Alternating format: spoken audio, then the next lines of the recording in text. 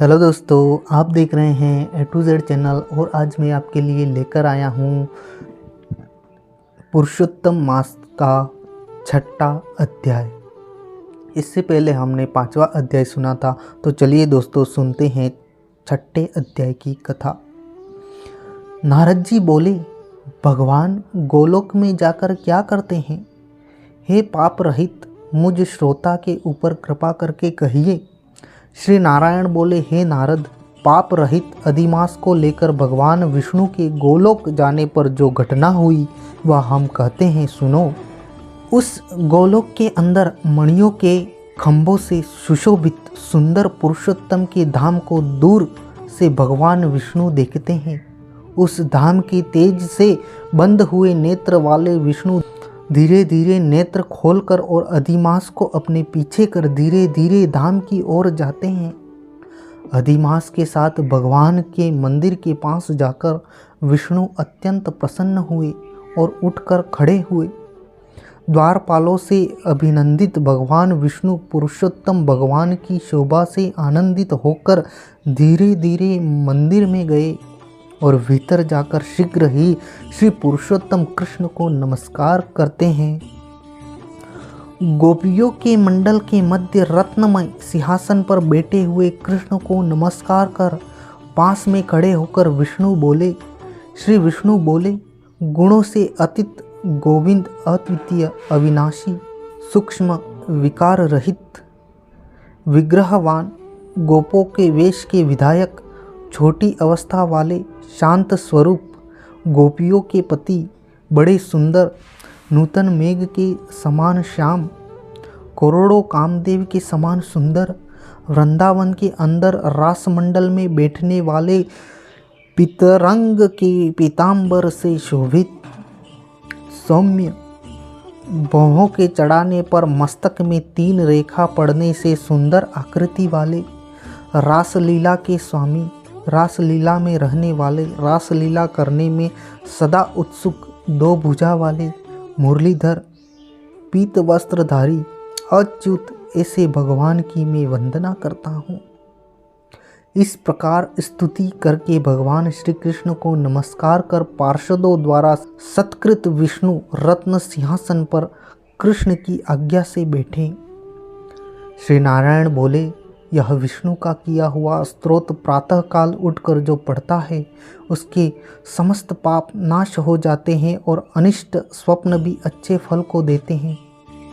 और पुत्र पौत्रादि को बढ़ाने वाली भक्ति श्री गोविंद में होती है। अकृति का नाश होकर सत्कृति की वृद्धि होती है। भगवान विष्णु बैठ गए और कृष्ण के आगे कांपते हुए अधिमास को कृष्ण के चरण कमलों में नमन कराते हैं। तब श्री कृष्ण ने विष्णु से पूछा कि यह कौन है, कहाँ से यहाँ आया है, क्यों रोता है? इस गोलोक में तो कोई भी दुखभागी होता नहीं। इस गोलोक में रहने वाले तो सर्वदा आनंद में मग्न रहते हैं। ये लोग तो स्वप्न में भी दुष्ट वार्ता या दुख भरा समाचार सुनते ही नहीं। अतः हे विष्णु, यहाँ क्यों कांपता है और आँखों में आंसू बहाता दुखी हमारे सम्मुख किसे लिए खड़ा है? श्री नारायण बोले, नवीन मेघ के समान श्याम सुंदर गोलोक के नाथ का वचन सुन सिंहासन से उठकर महाविष्णु मलमास की संपूर्ण दुख गाथा कहते हुए बोले। श्री विष्णु बोले, हे वृंदावन की शोभा के नाथ, हे कृष्ण, हे मुरलीधर, इस अधिमास के दुख को आपके सामने करता हूँ, आप सुने। इसके दुखित होने के कारण ही स्वामी रहित अधिमास को लेकर मैं आपके पास आया हूँ। इसके उग्र दुख रूप अग्नि को आप शांत करें। यह अधिमास सूर्य की संक्रांति से रहित है, मलिन है, शुभ कर्म में सर्वदा वर्जित है। स्वामी रहित मास में स्नान आदि नहीं करना चाहिए। ऐसा कहकर वनस्पति आदियों ने इसका निरादर किया। 12 मास कला क्षण अयन संवत्सर आदि शेषवीरों ने अपने आप स्वामी के गर्व से इसका अत्यंत निरादर किया।